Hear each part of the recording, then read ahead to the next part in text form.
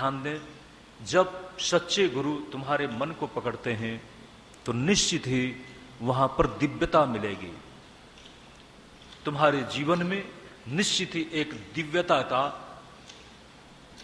प्रारंभ होगा। उस दिव्यता का प्रारंभ एक अलग रूप है और दिव्यता का अंतिम रूप मिल जाना अलग रूप है। कम से कम दिव्यता के मार्ग में आपकी शुरुआत हो जाए, टाइम तो लगेगा, टाइम तो हर बात में लगता है। आप मंत्र करते हैं और मंत्र करने के साथ कहते हैं कि तुरंत फल दिखना चाहिए। सीखो, कोई बात भी जब आप सीखते हैं, कोई नया नया व्यक्ति मिला और नए व्यक्ति से आप पूछते हैं आपका नाम क्या है, थोड़ी देर में भूल जाते हैं। हमें तो ऐसा होता है। फिर हम उससे पूछते भाई तुम्हारा नाम क्या है, फिर वो बताता है, फिर भूल जाते हैं। वो व्यक्ति सोचता है कि मेरा नाम कोई कठिन तो नहीं है कि बार बार बताया जाए और याद न रहे। लेकिन सज्जनों, हम भूल जाते हैं। आप तो नहीं भूलते होंगे,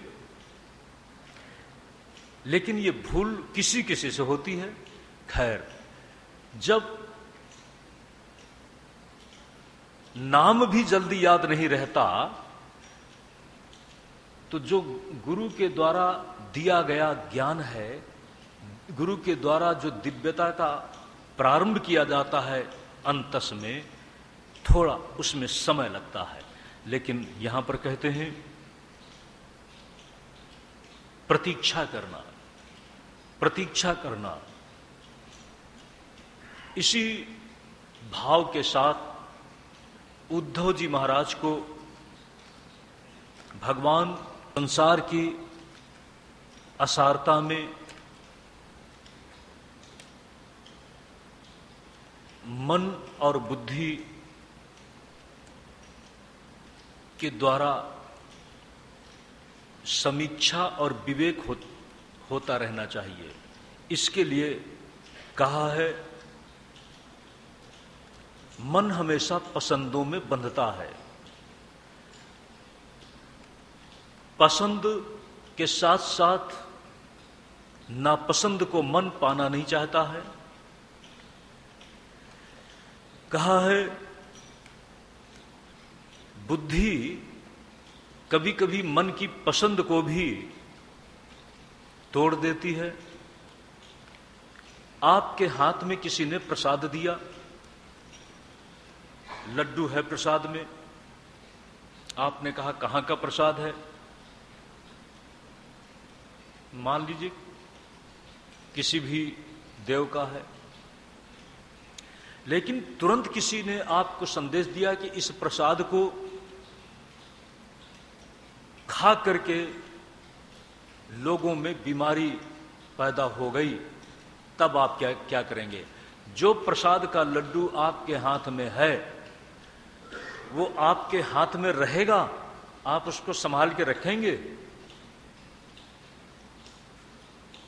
मन को तो पसंद आया, लेकिन बुद्धि ने उसको अस्वीकार कर दिया। बुद्धि ने अस्वीकार क्यों किया? क्योंकि वह अपने लिए लाभ कर नहीं है।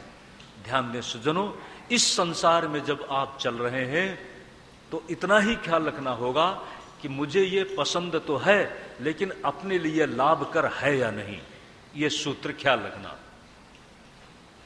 पसंद होने के बाद ये अपने लिए हितकर है या नहीं। कहते हैं ये बात आपको कहां से मिलेगी? सत्संग से मिलेगी।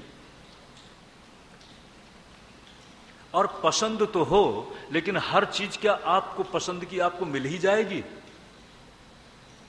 लेकिन आपका मन तो कहेगा कि इस चीज को पाना है। घर में कहते हैं आ तो मने जा गमे, जो पसंद की चीज होती कहते हैं आ तो मने जगह में, यानी मैं ही इसको रख लूं। जो हमको पसंद लगता है हम उसको अपने अधिकार में ले लेना चाहते हैं। लेकिन सज्जनों, आप बाजार में खड़े हैं या घर में खड़े हैं, घर में जो आपको बहुत पसंद लगता है आप सोच लेना कि वह दूसरे को भी तो पसंद हो सकता है, तो दूसरे को भी थोड़ा बांट दो। जब दूसरे को बांट दोगे सज्जनों, तो आप लोभ से मुक्त हो जाओगे, लोभ से मुक्त हो जाओगे और दूसरे भी संतुष्ट हो जाएंगे। और जब आप बाजार में खड़े हैं, आपको कोई बहुत अच्छी चीज पसंद आ गई, लेकिन आप देख लें कि आपकी सामर्थ्य से अगर वह बाहर है तो उसके लिए तुम ज्यादा परेशान मत बनो। हमारी परेशानी किस बात में है? हम अपनी सामर्थ्य का आकलन नहीं करते और उसको पाने के लिए हम बेचैन हो जाते हैं, और अगर कोई मिल गया तो हम उसको अकेले ही अपने अधिकार में ले लेना चाहते हैं। संसार में इसलिए ज्यादा आदमी की परेशानी पैदा होती है। ये संसार में रहने का ढंग कहां मिलता है? भगवान ने कहा है उद्धव को सत्संग। भगवान ने कहा उद्धव, जिज्ञासु भक्त संसार में कैसे चलता है और कैसे भक्त चले हैं, कैसे भक्त रहे हैं।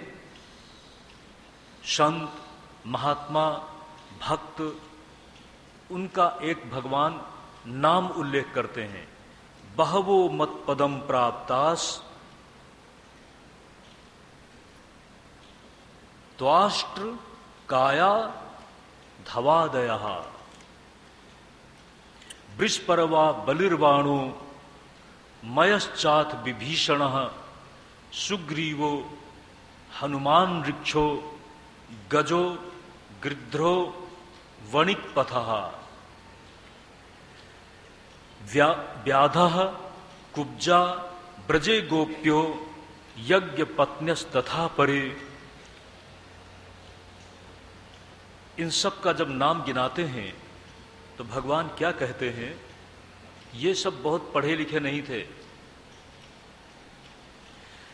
तेनाधीत श्रुतिगण नोपासित महत्तमा अभृता तप्त तपसः सत्संगान् मामुपागताः तेनाधीत श्रुतिगण नोपासित महत्तमा आवृता तपसः सत्संगान् मामुपागताः केवलेन हि भावेन गोप्यो गावो नगा मृगाः येन्ये मूढ़धियो नागा सिद्धा ममी युरंजशा। ये सब ज्यादा पढ़े लिखे हुए नहीं थे, केवल भाव के बल पर और अपने व्यवहारिक जीवन में संतुलन रखकर, मन का संतुलन रखकर संसार में कैसे रहना चाहिए, मन की व्यवस्था में, मन की पसंदगी में कैसे चलना चाहिए, जो मैंने आपको बताया। और इसी के साथ यदृक्षा लाभ संतुष्टः, भगवान के नाम पर भगवान को साथ में जोड़ लो। तो कहते हैं सत्संग में, सत्संग की विशेषता क्या है? सत्संग वह सत्संग नहीं है जिस सत्संग में भगवान से जोड़ने की बात नहीं है। सत्संग है ही सत्संग जब वह किसी न किसी रूप में भगवान के साथ जोड़ता है, सत्य भगवान के प्रति अपनी दृष्टि को खोलता है, और अपनी दृष्टि को खोलने के बाद भगवान के साथ जुड़ने के लिए दृष्टि देता है, सूत्र देता है, वही सत्संग है। इसी प्रकरण में बात करते करते भगवान वासुदेव माधव कृष्ण इधर ये भी देखते हैं कि उद्धव को, जो उद्धव विकल हो रहे थे, अब इसके बाद कुछ कहने का समय नहीं मिलेगा। सज्जनों, बात तो सही है। उद्धव को भी भगवान मानते हैं कि इसके बाद कुछ कहने का समय नहीं मिलेगा, और हम भी मानते हैं कि हमें भी आपके लिए आज के बाद, मैं समझता हूं, इतनी देर तक बैठ करके कहने का फिलहाल हरिद्वार में तो मौका नहीं मिलेगा।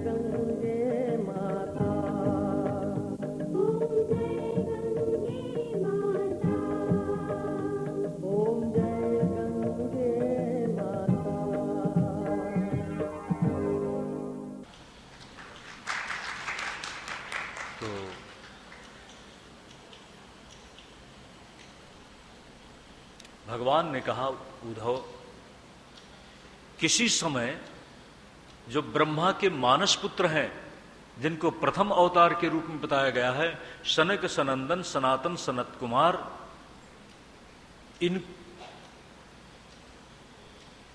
इनको भी मैंने इसी सत्य का उपदेश किया था। मैंने क्यों उपदेश किया था?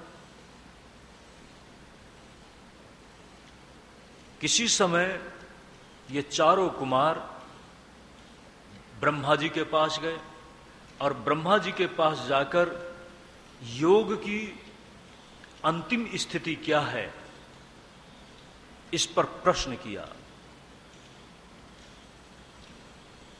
ब्रह्मा जी तो शास्त्र के पंडित हैं। ब्रह्मा जी सोचने लगे, शास्त्र से उनको समय नहीं मिला, उन्होंने मेरा चिंतन किया। मेरा चिंतन इसलिए किया कि जब मैं कहूंगा, ब्रह्मा जी को लगा कि ज्ञान विज्ञान का जितना सुंदर उपदेश मैं कर सकूंगा और मेरी बात का सनक सनंदन सनातन सनत कुमार पर प्रभाव पड़ेगा,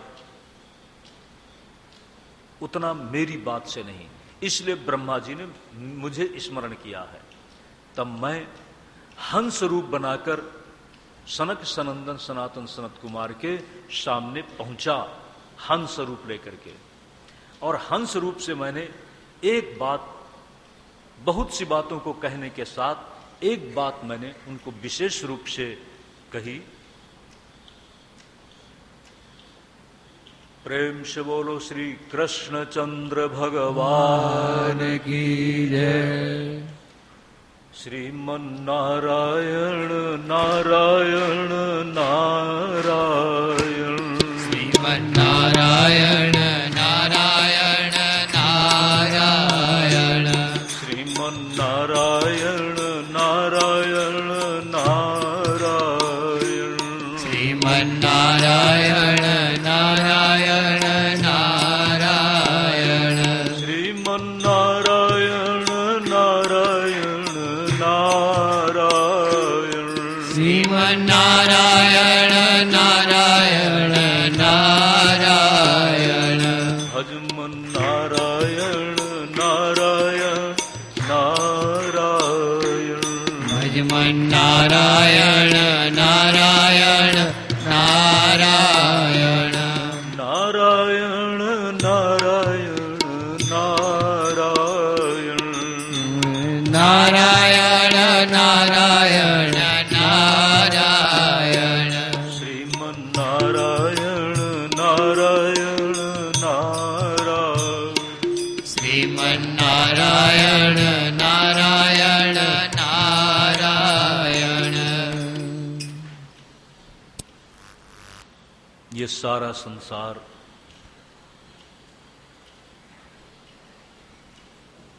नारायण की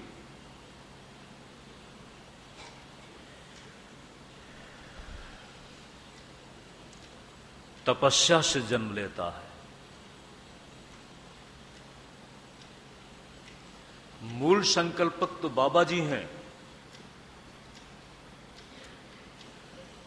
भगवान महेश्वर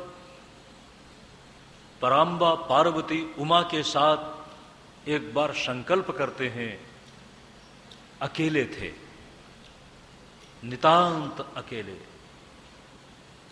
इसीलिए बाबा जी के लिए उपनिषद